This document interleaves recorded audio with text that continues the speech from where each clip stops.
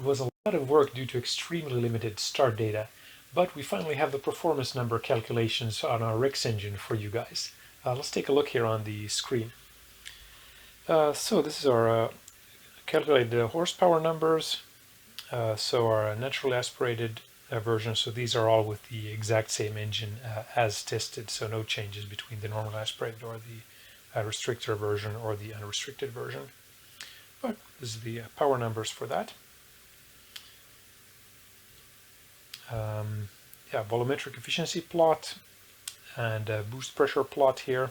This is for the non-restricted version and the 45mm FIA RallyCross version. Volumetric efficiency here for the normally aspirated version in red. So you can see we're below 100 at about 4,500. We get above 100% volumetric efficiency and hold that all the way up to 9,500 RPM. Increasing boost pressure, however, here with the 45mm inlet restrictor bumps the volumetric efficiency up significantly at lower RPM, but lowers that at higher RPM, although we still maintain over 100% efficiency all the way up the rev range. And that is due to the pressure ratio curve we can see here. Let's take a closer look at the pressure ratio. So this is a plot from some of the dyno tests and track tests. And the red plot here is the sort of composite optimized version of that. So we have some areas here where we have the pressure ratio is worse than what we have tested, but that is because the tested versions have not been pushing the inlet restrictor to a maximum flow amount. So we do lose some pressure ratio there. And in certain areas over here, for instance, during testing, the restrictor has been maxed out and then the turbocharger speed increased from there. So that ends up increasing exhaust pressure, but not increasing intake pressure. So optimizing that will get us a gain there. And at a lower RPM here, the engine basically has not been run at high enough boost pressures at all. I'm Oscar from ElmerRacing, and you are watching one of our videos, so that most likely means you're interested in the science and reality behind this also. So we had to calculate this or figure out what we can and what we can't calculate from extremely limited data. I think we made some reasonably good sort of realizations from that that might help you also in case you're trying to figure out performance data for your engine. So the data we started from was basically based on track testing.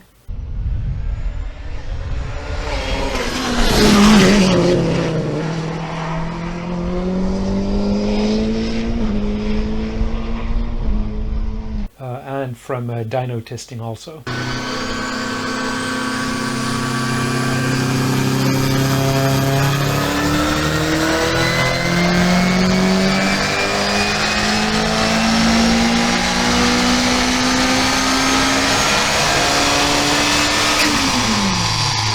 Let me first remind you about what kind of targets we had for our REX engine in the FIA RallyCross 45mm inlet restrictor trim. We wanted to have a wide enough power band for like a peak racing use, but we need to have overrun areas both in the above that RPM range and below that RPM range, because racing never goes according to plan. So you have bumps, you have extra slide and stuff like this. Things break, so yeah, you need extra margins there. We also wanted to have very good peak power, preferably higher power levels than what other engines can provide. And it was okay to require use of modern anti-lag. This is to allow optimizing the first two targets better.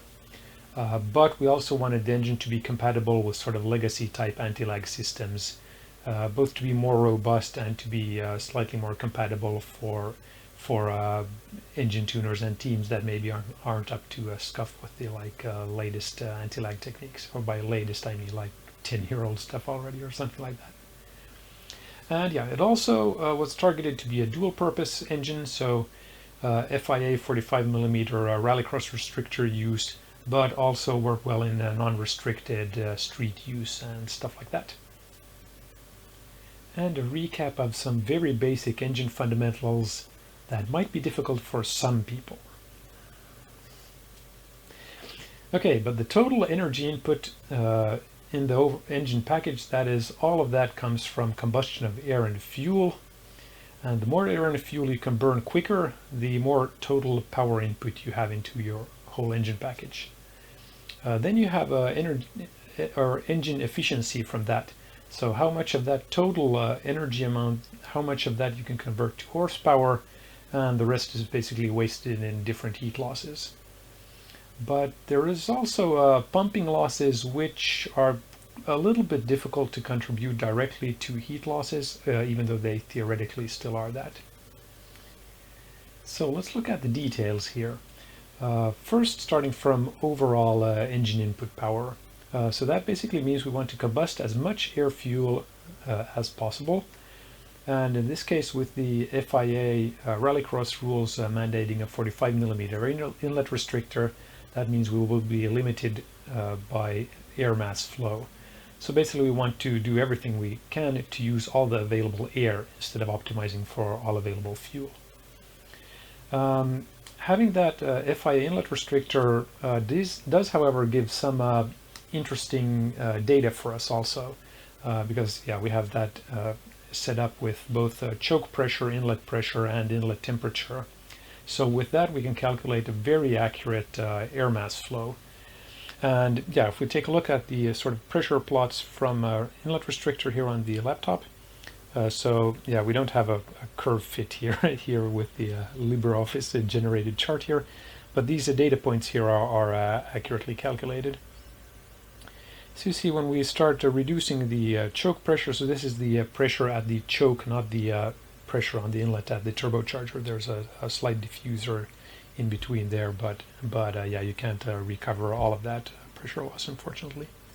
But you can see here at relatively low pressure drops, we start getting a kind of a high error in the mass flow.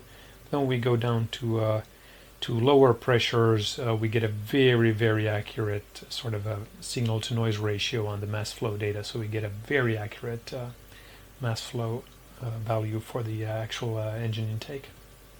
And this is what it looks like in reality then. So we have a pull here, our choke pressure is reducing, and then here we basically hit a flat line here, so we have a little bit of analog noise on the conversion there, but otherwise a completely flat line. So this is where we have reached the turbo speed is high enough for this operating area, so that we are at the choke limit. And here again we've dropped off a little bit from that, and then we start getting closer to that again at higher RPM. So in this area here with this straight line, that basically means like regardless of how much more turbocharger RPM you do or whatever else you do, you're not going to be able to flow any more mass flow through that restrictor. Of course, all of the air that we get in through the restrictor does not necessarily get burnt. So there is blow-through losses that we typically will have to some extent.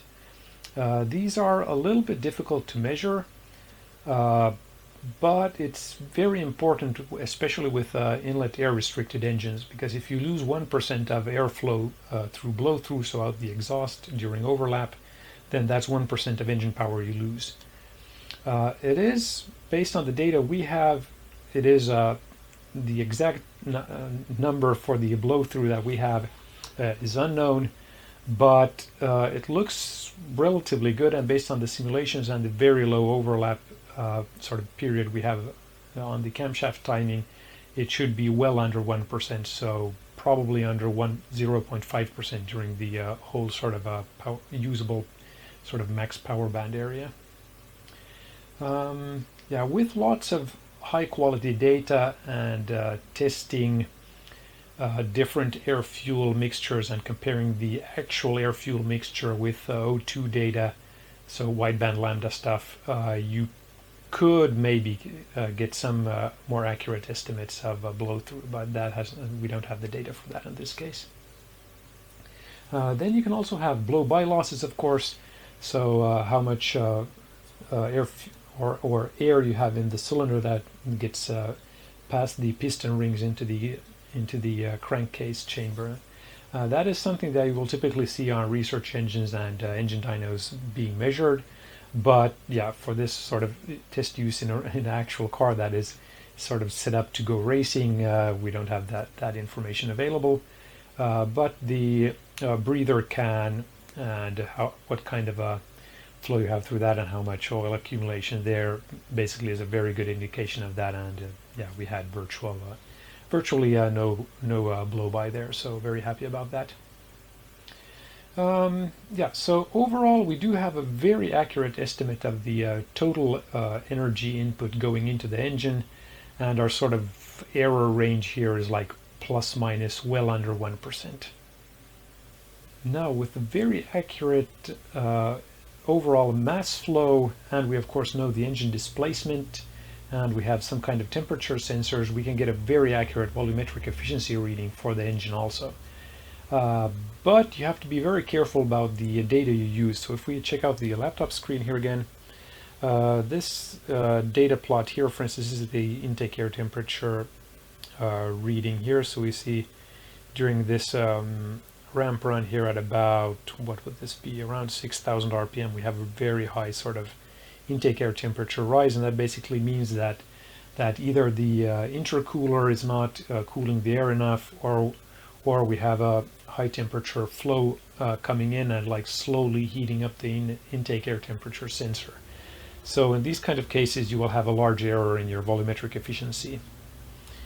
And yeah, we can see here we're going from 7.5 degrees up to 19.4 degrees in this sort of screenshot area here, so not ideal. And yeah, of course a 3 degree difference is already 1% in air density, so not ideal. But if we look at, so this is from a track testing, which is typically much more reliable because you have much higher airflow through the intercooler, and you're constantly loading the engine also, so you don't have like temperature fluctuations where you can have like lots of heat transfer through walls and stuff like this influencing things. So here we can see we have extended period of time here at about 3,000 RPM, ramping up here to a little bit under 8,000. Then a little bit of wibble wobble here and continuing upwards, and yeah, intake air temperature varies from 18.3 degrees to 19.7 degrees. So this is like high quality data, and you can use this sort of parts from your data to calculate volumetric efficiencies relatively quickly or like accurately. Yeah, so this is the volumetric efficiency plot from some different runs and from the composite run that we have calculated from those. So we can see the red one here is from a dyno pull with a low boost pressure here until we reach about 4,500 RPM. Then we have track day testing volumetric efficiency here, so much better here at around 3,500. And we have another one from a dyno day 5 last pull here with yeah, well over 100% volumetric efficiency at 3,750 RPM here. And yeah, then we can see that the really low volumetric efficiency is here from dyno day 2. That corresponds to that rise in the intake air temperature sensor. So we can explain the differences here and understand that. Then we can use the sort of correct pulls to do the estimate for the actual volumetric efficiency of the engine, because the temperature of the air is very important for that to get the sort of volume correct. And yeah, here at higher RPM we can also see that we have with increasing boost pressure, or the higher boost pressures, we have a much lower volumetric efficiency than runs that have been done at very low boost pressure, and where we're estimating the volumetric efficiency to be with a normally aspirated engine. And this of course can be attributed to increasing density, resulting in more inertia, which starts getting more important the higher up you go in the RPM range.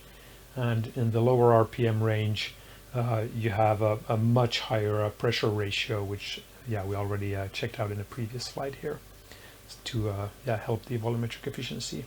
So overall it's possible to build an extremely good volumetric efficiency through the whole RPM range. Now exhaust gas heat of course is just the mass flow that you have and the temperature of that flow. So the mass flow for the exhaust is very easy to calculate relatively accurately. We know the the intake air mass flow, and we know the injected fuel mass flow, so we can just add those together and we have the total mass flow relatively accurately. However, the EGT is something that is not directly usable. So meaning we have a really slow response, and we also have a very poor signal to noise ratio in this case, which means basically influenced by the exhaust pipe wall temperatures and all kinds of stuff. So if we look at the screen here, we can see during a acceleration run here we have a sort of relatively slow and increase here of the exhaust gas temperature. Of course, you could theoretically measure this and calibrate that and then use the sort of ramp rate of the exhaust gas temperature to get an estimate of or a calculation of the actual exhaust gas temperature, but you would need a lot of data and actual like calibration runs and stuff like that. So yeah, that's not what we have, so we can't directly use exhaust gas temperature as a measurement here. Now, even though we can't directly measure heat loss through exhaust gas temperature, there are a lot of factors that influence that we can measure and analyze. So let's take a look at some of those. So first of all, of course, is compression ratio. So the higher the compression ratio we have, the more cylinder volume expansion there is for the combustion gases, the more energy we can extract from that gas, and that results in a lower exhaust gas temperature. That will then be leading the cylinder into the exhaust system. And yeah, our Rex engine here has been tested with 10.4 to 1 compression ratio. Combustion efficiency is another thing that has a really high influence on this. So what kind of effective compression ratio we have basically. So the later we burn our air and fuel, the lower expansion ratio that burnt air fuel has left to do actual work. That again results in lower engine power output and higher EGTs. So combustion speed is important, and we want to burn the air and fuel as quickly as possible. Combustion speed, so we can improve that by squish design and air fuel mixing efficiency also. So on the Rex engine here we use a 4-leaf clover type combustion design with side squish areas also. So in addition to the normal sort of intake and exhaust squish areas. And truck charge purity also has a significant influence on the combustion overall. So the more internal EGR you have, the slower the combustion will be and the more knock you will have. So the slow combustion of course results in again lower power, higher EGTs, not good, and higher knock levels. They can potentially prevent you from running optimum combustion timing, which again results in the same problems. However, knock issues due to high internal exhaust gas recirculation can to some degree be alleviated by good in-cylinder mixing. But improving in-cylinder mixing will typically result in a pumping loss, so you'll need to have smaller ports to optimize that for some specific RPM, or you need to have steps or something to get some tumble, or you need to have the port designed to get some swirl or something, but all of this comes at a pressure loss, so increasing losses in the engine. Truck charge purity, again, which is a result of EGR. That is typically caused by intake exhaust pressure ratio, so that being poor, you're having a higher exhaust gas or exhaust manifold pressure than intake manifold pressure, or mistuned camshaft timings, intake exhaust manifold designs, and just overall a low engine volumetric efficiency. Flow losses, of course, influence this significantly also if you have restrictive piping, or again if you need to have some kind of a steps or something to produce tumble or swirl or something like this. And on our Rex engine we have taken all of these variables into consideration and tried to avoid these as much as possible to maximize engine performance. Now, trap charge purity is really difficult to measure directly, but with a volumetric efficiency value and knowing the engine displacement and compression ratio, so you need to be able to take the complete volume into consideration, not just the displacement area of the cylinder volume. So that overall gives a very good estimate of what kind of trap charge purity you have.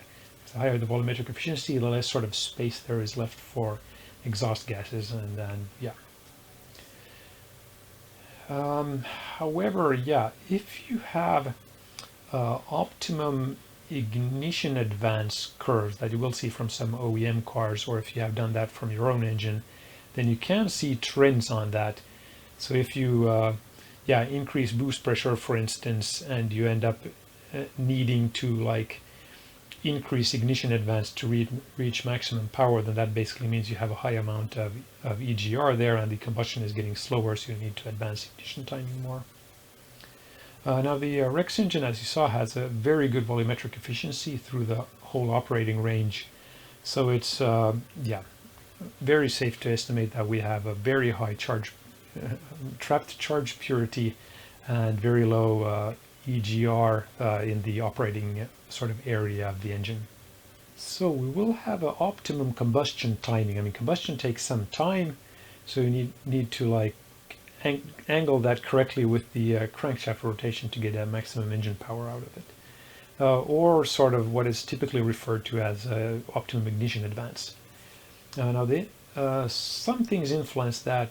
So let's go through some of the details of that. Now, in-cylinder temperature has a very big influence on combustion speed. Intake manifold air temperature. So if we increase that, that will result in a higher compression temperatures and higher combustion speeds, which combustion speeds are good. However, we'll get back to that shortly. Higher compression ratios also result in higher compression temperatures and higher combustion speed. And leaner air-fuel ratios result in also higher compression temperatures and higher combustion speeds when we're sort of closer to a lambda 1. If we go super lean, then it's a different story. Better air-fuel ratio mixture distribution, so how even the air-fuel mixture is distributed in the whole combustion chamber. The better that is, the better your combustion speed will be. So the higher EGR amount you have in cylinder, that will significantly increase your compression temperatures, but will lower your combustion speed. So that is like a suboptimal on both aspects. However, let's get, so some of these temperature increases increase combustion speed, but there's a drawback to those. So that is the detonation or knock, or more accurately, like how much knock the engine is producing. So higher compression temperatures will result in more knock. So that's the trade-off part. The air-fuel ratio, of course, has some influence on knock levels also. So running a richer mixture will give more fuel mass into the cylinder, and that will vaporize, but it can burn, of course, because there's not more air to burn that, so that will result in lower combustion temperatures, which will reduce knock levels. However, only the effective air-fuel ratio counts towards this. So you can have like very high droplets or very poorly mixed air-fuel mixture in the cylinder, and then you might have droplets that do not contribute. Even though it theoretically is in the cylinder, it won't contribute to lowering your temperatures. And there is a downside, of course, to running sort of too rich. I mean, there is an area where the air-fuel ratio mixture is not super critical, but once you go too rich, it starts slowing down combustion speeds, and you end up losing more from that than what you gain from reducing the knock levels. And it's also possible to run into a rich limit misfire if you start getting really rich. And equally, there is, of course, a lean limit also on the sort of other operating, side of the operating range there. Now, we also have to be careful about air fuel mixtures, if we're not running big rich but sort of in a more reasonable operating range, then even though our air fuel mixture might be sort of safe rich, we still might have pockets where we are much leaner, so around lambda 1 or something, which can create severe knock problems. We can also have spots with high EGR content, so higher local temperatures and potentially glowing hydrocarbon deposits or particles, both on surfaces and in the gas mixture. The combustion chamber shape does significantly influence this, and that can be used to reduce sort of produced knock levels. So on our Rex engine, for instance, we use a four clover leaf design with side squish areas and front and back squish areas. So that helps sort of create turbulence in the combustion chamber that reduces the produced knock levels. And we also have our Rex engine designed with the fuel injector location and fuel injector choice to get as good air fuel mixture into the cylinder as possible, when it's tuned correctly, of course, because again it is tuned for anti-lag, so that has some trade-offs in relation to getting correct air fuel mixture. So it has to be, when tuned correctly, it's very good. So then we have knock tolerance also, or how much knock your engine can tolerate and continue operating normally with. So knock or uneven combustion always happens. So it's not something that you have knock or you don't have knock. It's a question of how much knock you have. And yeah, so typically when people talk about knock, what they actually should be referring to is the engine is knocking too much. And the limiting factors will typically be structural on the engine. Of course, if you're not running like noise, vibration, harshness stuff on OEM things. But typically it will be, yeah, piston rings and pistons that will mostly be the problem. So there are like two types of issues here. Strength factors, which again can cause physical damage due to high loading, due to pressure variations. So there's an uneven pressure in the cylinder, which basically means you have the average pressure plus some kind of variation there, and you might end up destroying piston ring lands and stuff like this. And then we also have a thermal loading component. Because of the high pressure fluctuations, like locally inside the cylinder, so you have with increased knock you have more of like low pressure areas and high pressure areas that vary around, and this creates very, very high flow velocities inside the combustion chamber. And these flow velocities reduce the boundary layer thickness you have in the gas close to the metal surfaces, and can increase local heating very, very significantly on these components, which again, if you go past sort of melting points locally, then yeah, you have a bad time. The knock tolerance of our Rex engine at the moment is unknown. There was no knock limit encountered during the testing at all so far. So I mean, so far so good, but it has been very limited testing, so it's still a little bit of a question mark. Then there's also a thing called pre-ignition. So this is extremely dangerous to the engine, and it can often also lead to increased knock levels. And this is basically when the air fuel mixture ignites before you're trying to ignite it. And this is typically caused by local hotspots. So if you have a low trap charge purity, you have hydrocarbon particles or residue, or extreme hotspots in the combustion chamber walls, so at sharp corners or uncooled areas or something like that. Now, all of these different factors have been taken into account on Rex with designing this, with very good pressure ratio, high volumetric efficiency, again to improve trap charge purity, and the combustion chamber shape, of course, and cooling of potential hotspot areas. So you want to fine-tune the combustion timing, or in this case ignition timing. Dyno data is of course ideal, but yeah, that needs to be done very accurately. So if we check out the laptop screen here, this is some testing that I dug up after the fact. So we can see here doing different ignition advance timing runs here. We end up with different turbocharger speeds, different restrictor Mach numbers, and different calculated mass flows based on that. Let's take a closer look at these values. So we can see here at 4,000 RPM, for instance, increasing ignition timing has not had an influence on our mass airflow, so that's good. And if I remember correctly, increasing ignition advance there did increase engine horsepower. So basically that means that at a little bit under 20 degrees ignition timing, we were still not at optimum ignition timing. And at higher RPM, we end up with lower mass flow while we increase timing. So this, of course, is complete garbage about your sort of perceived optimum ignition timing, which is not optimum at all. And yeah, then you might end up in a situation where you're claiming that the engine isn't capable of producing more power, but that's basically because you're running 10 degrees less timing than what it should be running, or something like that. So yeah, if people are telling you to do stuff before you have the things correctly tuned to do that, so in this case boost control, then yeah, just be careful about that, guys. A pro tip.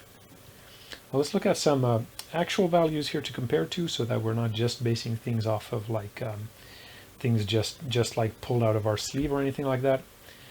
So these are actual OEM optimum ignition timing maps for Audi S3 here.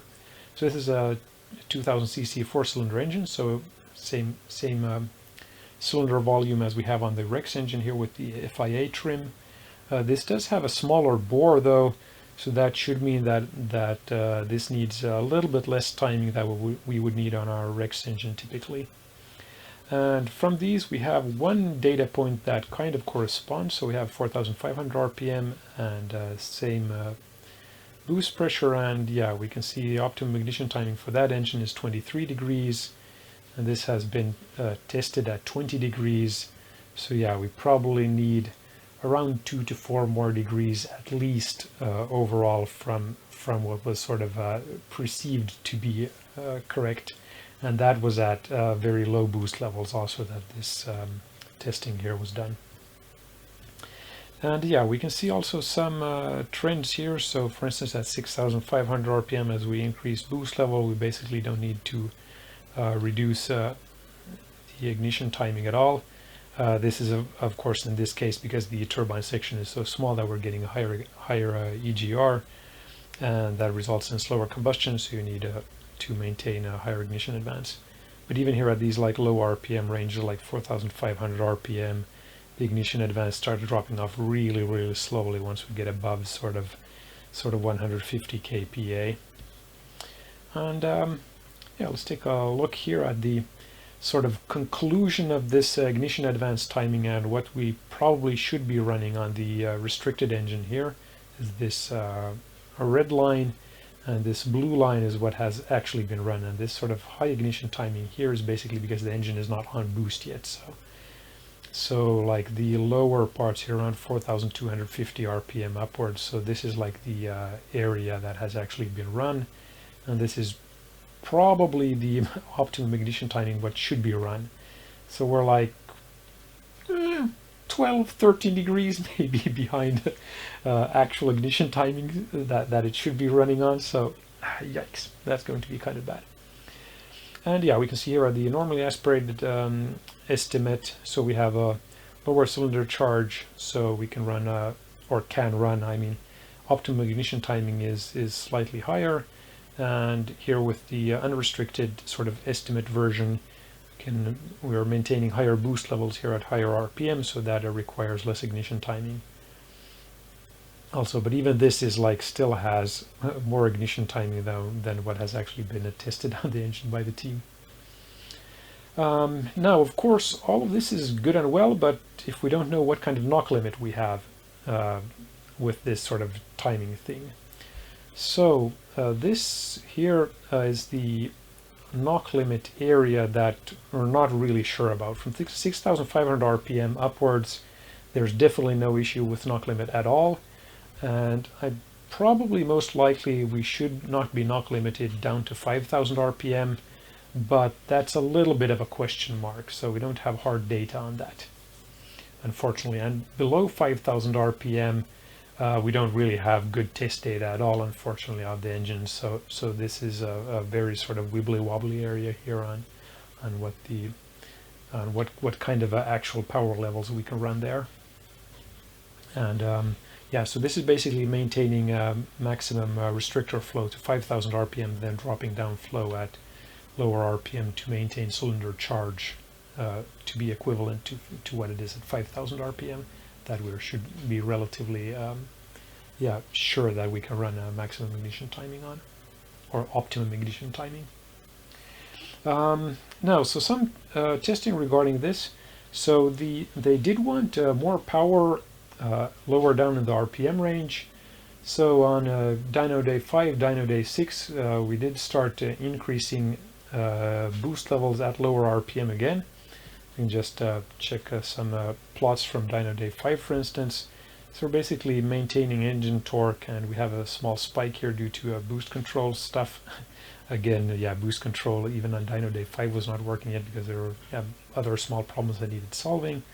And then when you start tuning things that are not working yet, then yeah, you need to get those working first. Anyway, yeah, so you can see we basically maintain a constant torque level here on the blue bar here. And yeah, they wanted more power lower down, so of course that means you need to increase the engine torque. So increase boost pressure and tune the engine to produce more power. Unfortunately, on dyno day 6, when we started doing that, the drivetrain broke on the car again for I think third or fourth time, something like that. And yeah, that was unfortunately the last time the engine was run on that car.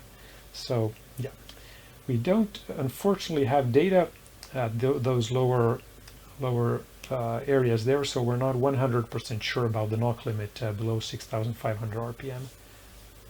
But as a sort of overall comparison of this sort of power area, if we, for instance, drop the compression ratio from 10.4 down to 9, that would lose around 30 horsepower, and that would of course significantly reduce the sort of knock amount. So yeah, this would still be a very, very impressive sort of power estimate. Of course, this is just estimate, so we have like error bars here, but this is some kind of estimate calculation that should be relatively accurate anyway. So oil temperature heat losses. This is of course something that is also very important for the engine, and that can actually be used as a diagnostic tool also. So theoretically you could measure oil temperature heat losses very accurately with in and out temperatures and mass flow amounts, but that's more of a research engine thing and hasn't been done in this case. Again, the oil temperature sort of heat increase is mostly caused by bearing friction losses. That's a big factor that you would typically want to optimize for. However, the FIA RallyCross SuperCar custom engine rules limit the bearing sizes you can run. So that basically means that you're left sort of optimizing bearing clearances and oil pressures and what kind of viscosity oil you're running. Oil pump power draw is of course another factor. So on the Rex engine we're running a multi-stage dry sump pump with multi-stage extractor pumps, and we're also running an oil air separator. That in itself does have some power, but it's a very limited amount, and it also does sort of guarantee a very high quality oil mixture, oil going back into the engine. So that helps bearing life and helps engine longevity. So we think that is a very sort of good trade-off overall to run an oil air separator. We recommend that overall for all dry sump customers. Piston cooling, of course, will also influence oil temperature. So on our Rex engine also we're running oil squirters to cool the underside of the pistons. That's relatively conventional. Then valve train friction loss is another factor that can actually be very significant in some cases, like for instance inlet restricted engines, like in this FIA RallyCross example here. Now our Rex engine has been tested with very stiff valve springs, This is so that the engine is more robust against misfires, which is especially initial testing when teams are running new ECU setups, new ignition systems and stuff like this. It's very easy to get misfires, so the engine needs to be robust against that.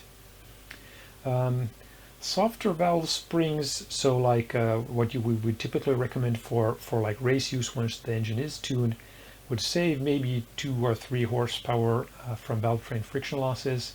And if we did a maximum efficiency engine, that would definitely be with roller rockers. That would save maybe 5 to 8 horsepower, potentially up to 10 horsepower if you really got that very well tuned. But again, that requires much more design time than the bucket lifter system that we have on the Rex engine currently. And yeah, that design time had more important places to put that in the engine.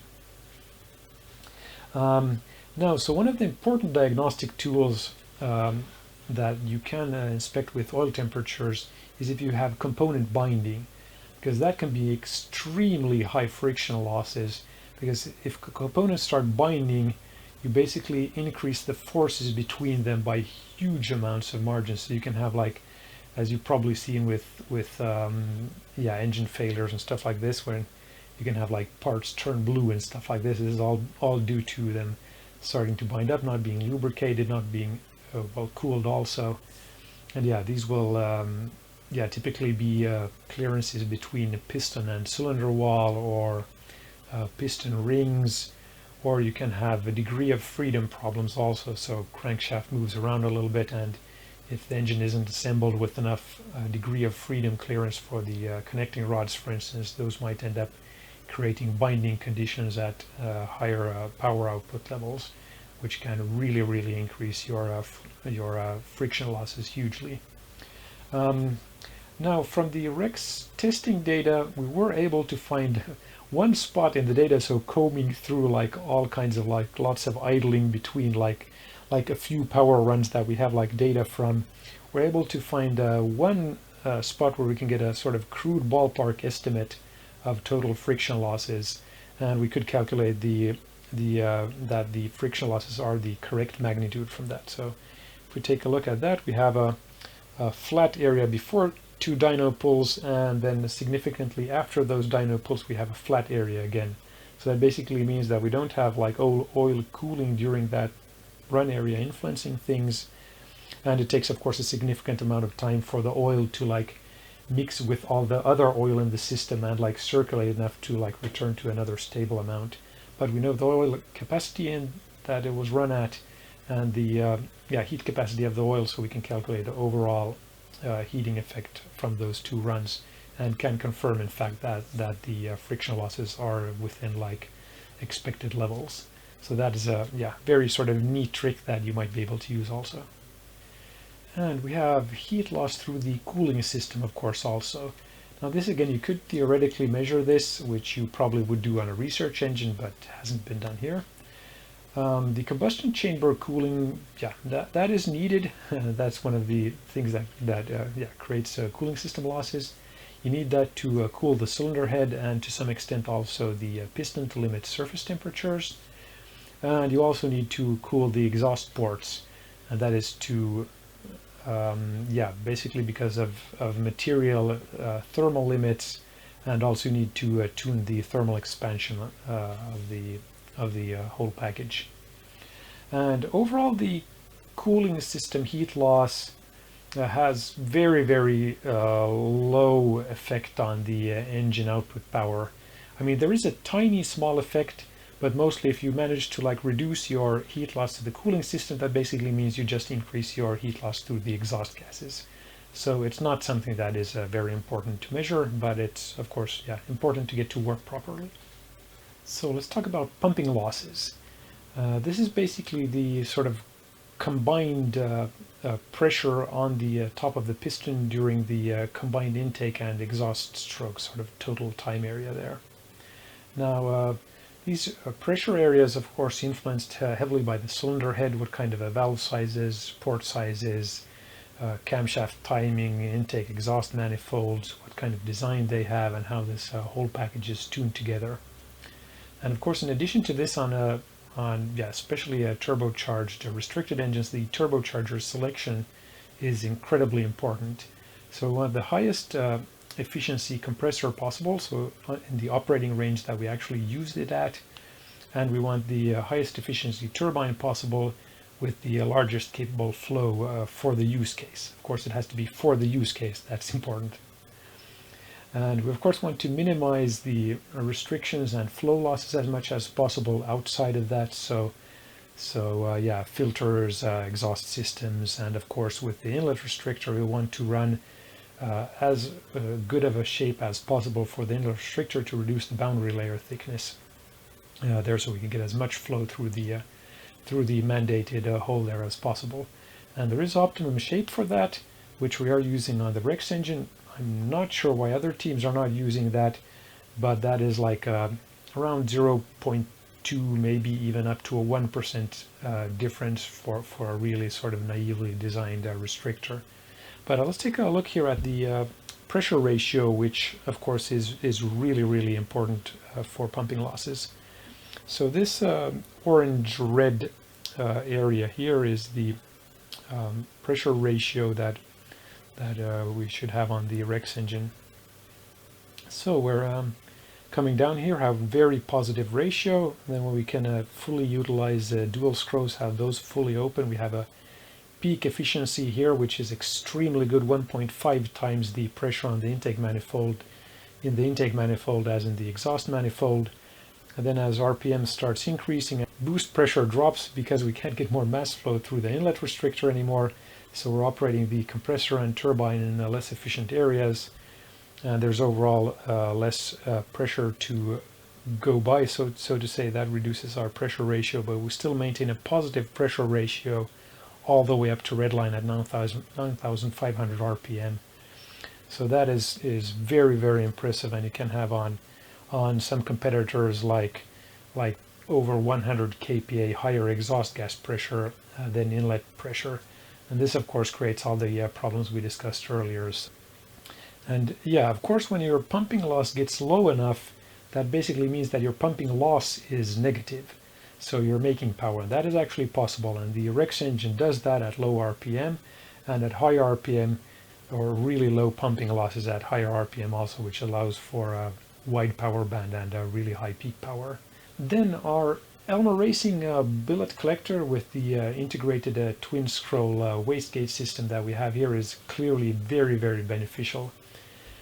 So as we can see here at the high RPM range, so this is, we do actually have one dyno pod. This is from very low boost pressures, but still with these twin scroll wastegate closed, so only using a single scroll here.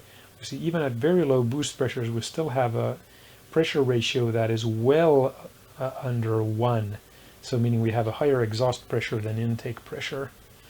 So that is, yeah, clear showing that yeah, with the twin scroll open, we get a much better pressure ratio and efficiency.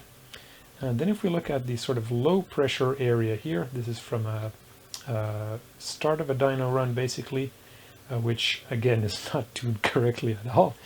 But okay, I mean, it is actually kind of interesting for demonstration purposes to get comparison values.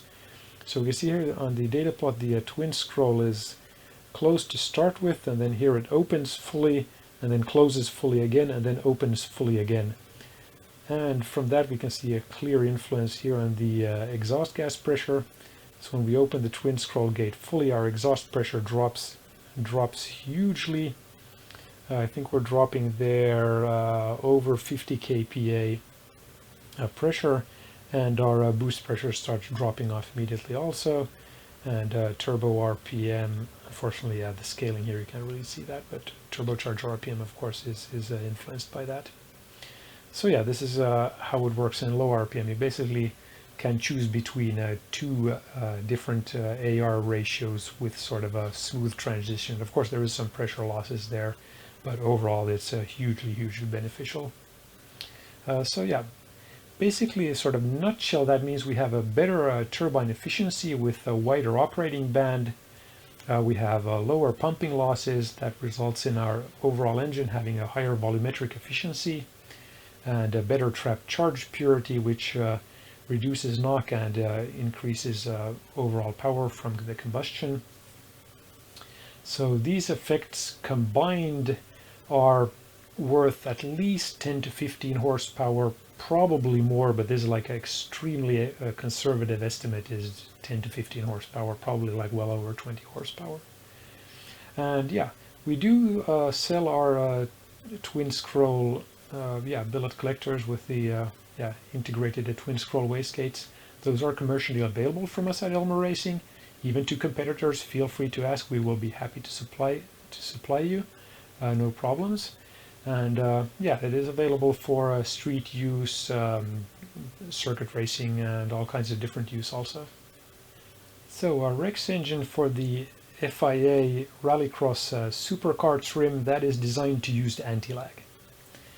And if we check the screen here, these are the basic plot differences on like a typical acceleration. If you start from really low RPM with no boost at all and no turbocharger RPM, then these are the different plots you will see. So if you're not using anti-lag and you're starting from zero, we'll start building a boost and probably like reach boost. Again, this depends on what gear and all that stuff, but a ballpark figure will sort of be up to 5,500 RPM or 5,000 RPM before you get maximum boost out of it. And with anti-lag, we'll have boost pressure immediately as much as you want, basically starting from 3,000 RPM. And really sort of completely different engine, basically, if running anti-lag or not running anti-lag. And you might have a question like, okay, how can we be sure that this anti-lag area here is actually available? So it's actually based on this one data point here, which if you have any kind of sort of smarts about you at all, you will know like one data point, that sounds suspicious. How can we be sure about this? And that's a good question, and that is exactly what we thought about and tried to analyze also. So let's take a closer look at the data where this one data point is from.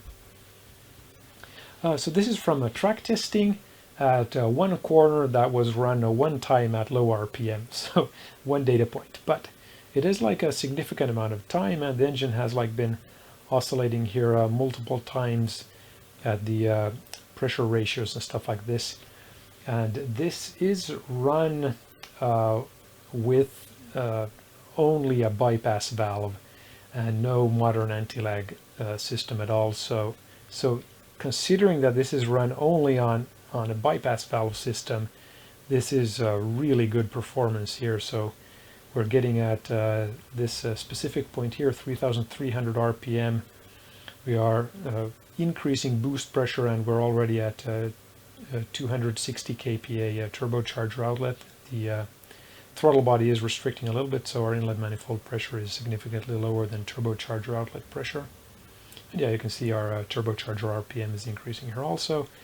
And then the ECU control logic completely closes the bypass valve here when the driver is demanding a little bit more throttle, and then we end up losing lots of boost pressure and dropping turbocharger RPM, and then it takes us till about 6,500 RPM before we're back at the boost level that we already had at 3,000 RPM. So not an ideal driving experience, I can imagine.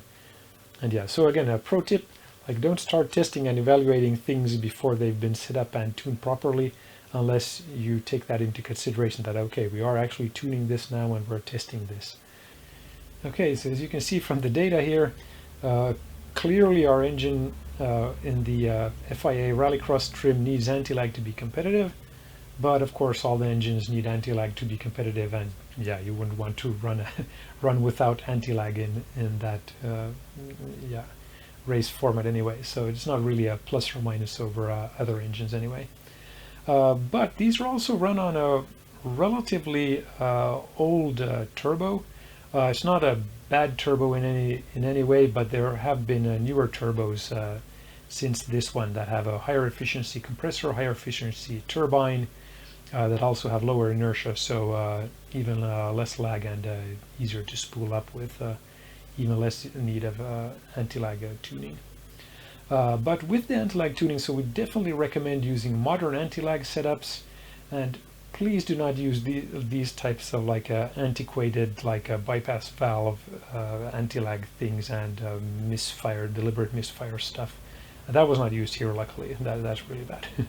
But yeah, it is actually useful though for getting a sort of quick and dirty sort of ballpark estimate of where you potentially could run with a decent setup anti-lag, which yeah, we did get that information here, so it can be useful.